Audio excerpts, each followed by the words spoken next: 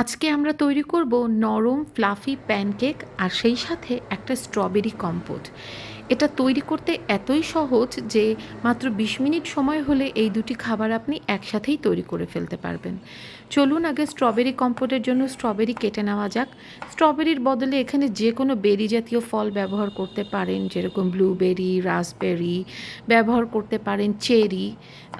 যদি strawberry compost খেতে না চান কোনো সমস্যা নেই, চকলেট সস, মধু কিংবা চিনির সিরাপ দিয়েও প্যানকেক সার্ভ করা যায়। তবে আমার খুব ভালো লাগে স্ট্রবেরি কম্পোট, আর তৈরি করতে মাত্র ৫ মিনিট সময় লাগবে।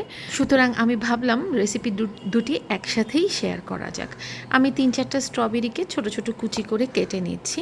এই প্যানকেক আমার ছোট ভাগ্নির খুবই পছন্দের একটা খাবার। ছোটোবেলায় আমার মাও আমাদেরকে খুব প্যানকেক তৈরি করে খাওয়াতেন। আমার আম্মু আবার বিদেশি রান্নাতে খুবই পটু। যা বলছিলাম, স্ট্রবেরিগুলোকে একটু ছোট ছোট করে কেটে নিতে হবে। আপনি যেরকম খেতে চান ঠিক সেই সাইজই রাখবেন। এবং স্ট্রবেরিগুলো কিন্তু কাটার পরে ধোয়া যায় না, এটা মনে হয় সকলেই জানেন। এবার চলুন প্যানকেকের মিক্সচারটা তৈরি করে নিচ্ছি। এখানে ব্যবহার করতে হবে ময়দা। ময়দাটা চেলে নিতে পারেন, আর ভালো মানের ময়দা হলে চেলে নেওয়ার দরকার পড়ে না। আমি দিয়ে দিচ্ছি ১.৫ কাপ পরিমাণ ময়দা। এরপর ভেতরে আমি দিয়ে দিব চিনি ১.৫ টেবিল চামচ। চিনি নিজের ইচ্ছা মতো কম বেশি করতে পারেন। আমি ডায়েট সুগারটা ব্যবহার করছি, এটাকে মঙ্ক ফ্রুট সুগার বলে। এরপরে দিচ্ছি হচ্ছে বেকিং পাউডার। বেকিং পাউডার আমি দিব 1/2 চা চামচ। ফস্টার ক্লার্কের বেকিং পাউডারটা ইউজ করেছি। অবশ্যই দিতে হবে আর একটা জিনিস, তার নাম বেকিং সোডা। এটা আমি ব্যবহার করব ১ চিমটি। মেজারিং কাপে দেখবেন জাস্ট পিঞ্চ লেখা ছোট্ট একটা স্পুন থাকে, সেটা দিয়ে ১ চিমটি দেবেন। সেই সাথে আরও দিয়ে দিবেন ১ চিমটি পরিমাণ লবণ। লবণটাও নিজের ইচ্ছা মতো দিতে পারেন। এবার শুকনো উপাদানগুলোকে ভালোভাবে হাত দিয়ে মিশিয়ে নিতে হবে, যেন কোনো চিনির দলা বা বেকিং পাউডারের দলা না হয়ে থাকে। আবারও বলছি, পরিশ্রম কম করতে চাইলে চালনি দিয়ে ভালো করে চেলে নিতে পারেন। এবার দেওয়ার পালা ডিম। আমি ফ্রিজে রাখা একটা ঠান্ডা ডিম প্যানকেকের মিক্সচারের ভেতরে দিয়ে দিলাম। এবং এরপরে আমি দিয়ে দিব হচ্ছে ২ টেবিল চামচ পরিমাণ ঘি। আসলে ২ টেবিল চামচ পরিমাণ বাটার দিলে সবচাইতে ভালো হবে, কিন্তু আমার কাছে ঘিয়ের ফ্লেভারটা ভালো লাগে। আপনি চাইলে ঘি কিংবা মাখনের বদলে তেলও ব্যবহার করতে পারেন, তবে সেক্ষেত্রে একটা তেল তেল স্মেল আসবে, সেটা দূর করার জন্য ভ্যানিলা এসেন্স অ্যাড করতে পারেন। আমি প্রথমে অ্যাড করছি 1/2 কাপ ঠান্ডা দুধ, এবং এই ঠান্ডা দুধটা দিয়ে আমি অল্প একটু মিশাবো। মিশিয়ে তারপর বাকি দুধটা অ্যাড করব। আমাদের ১.৫ কাপ ময়দার জন্য মোট ১.৫ কাপ পরিমাণ দুধই লাগবে। ডিম এবং দুধ দুটোই ঠান্ডা নেবেন, ফ্রিজে রাখা নেবেন। আমি খেয়াল করে দেখেছি যে এতে প্যানকেকের টেক্সচারটা বেশ ভালো আসে নর্মাল টেম্পারেচারের তুলনায়। আমি আরও 1/2 কাপ দিয়ে দিচ্ছি। আমি ইউএইচটি মিল্ক ব্যবহার করছি, বাট নর্মাল যে কোনো লিকুইড মিল্ক ব্যবহার করতে পারেন। যদি লিকুইড মিল্ক একেবারেই না থাকে, সেক্ষেত্রে গুঁড়ো দুধ পানিতে গুলিয়ে তারপরে ব্যবহার করতে পারেন। আমাদের এখন ফাইনাল আধা কাপ দেওয়ার সময় এসে গেছে। মোট আমরা দিব হচ্ছে ১.৫ কাপ। এই ব্যাটারটা তৈরি করাটাই আসল। যদি আপনার ব্যাটার ঠিকঠাক মতো হয়, আপনার প্যানকেকের ভালো হওয়া কেউ ঠেকিয়ে রাখতে পারবে না। স্পুন দিয়ে মিক্স করতে পারেন, কিন্তু আসলে সবচেয়ে ভালো হয় যদি হাত দিয়ে মিক্স করেন। হাত দিয়ে মিক্স করলে কোনো রকম লাম্পস থাকে না, অনেক অল্প সময় মিক্সচারটা তৈরি হয়ে যায়, প্লাস মিক্সচারটা ভালোভাবে ফেটিয়ে নেওয়া যায়। ফেটিয়ে নেওয়ার সুবিধাটা হচ্ছে এই ব্যাটারের ভেতরে খানিকটা বাতাস ঢুকে যায়, ব্যাটারটা একটুখানি লাইট এবং এয়ারি হয়। এর ফলে প্যানকেকটা কিন্তু খুবই সফট অ্যান্ড ফ্লাফি হয়, এবং তৈরি করতেও সময় খুবই কম লাগে। চাইলে এটার ভেতরে নানান রকম ফুড কালার দিতে পারেন, ভ্যানিলা এসেন্স সহ নানান রকম ফ্লেভারিং দিতে পারেন। চাইলে তৈরি করার সময় ভেতরে স্ট্রবেরি কেটে দিয়ে দিতে পারেন, চকলেট চিপস দিতে পারেন, আপনার যা ইচ্ছা বা আপনার সন্তান যা পছন্দ করে।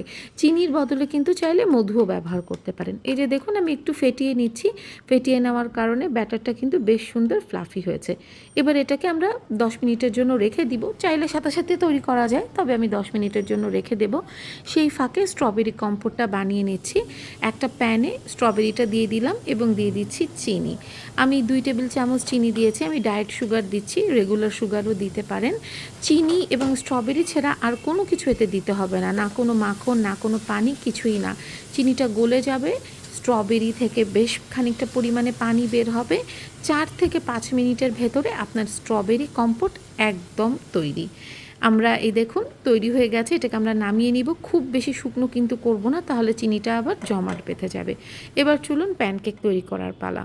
আমার প্যানটা ননস্টিক, এতে আমি কোনো রকম ঘি মাখন কিচ্ছু দেইনি। যদি আপনি নর্মাল তাওয়ায় করেন তাহলে সামান্য একটু মাখন বা ঘি একটা টিস্যু পেপারে নিয়ে মাখিয়ে নেবেন, যেভাবে পাটিসাপটা তৈরি করার সময় আমরা দিই ঠিক একইভাবে। আমার এই প্যানটা খুবই চমৎকার ননস্টিক, এখানে আমার কিচ্ছু দেবার কোনো প্রয়োজন নেই। আমি জাস্ট প্যানটাকে মাঝারি হাই হিটে গরম করে সেখানে ব্যাটারটা দিয়ে দিলাম। এই যে দেখুন ওই যে ফুটা ফুটা ছিদ্র ছিদ্র হচ্ছে, তার মানে প্যানকেকের একটা সাইড কিন্তু হয়ে গেছে। মোটামুটি 30-40 সেকেন্ড থেকে 1 মিনিটের মধ্যেই একটা সাইড হয়ে যায় প্যানকেকের। খুব বেশি রাখলে আবার সাইডটা কালো হয়ে যাবে।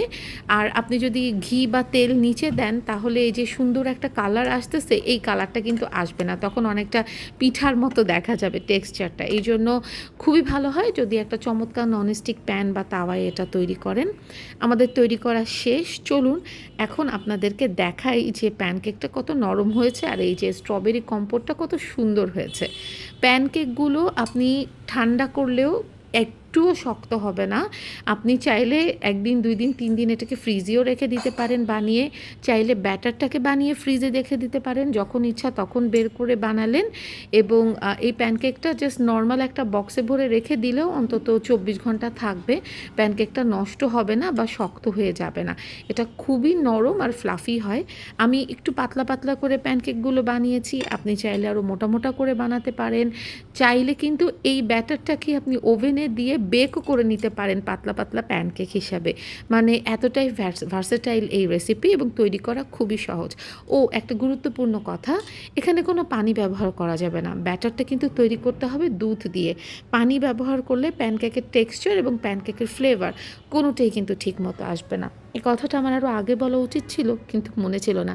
এই যে দেখুন কি চমৎকার নরম প্যানকেক তৈরি হয়েছে, তাই না?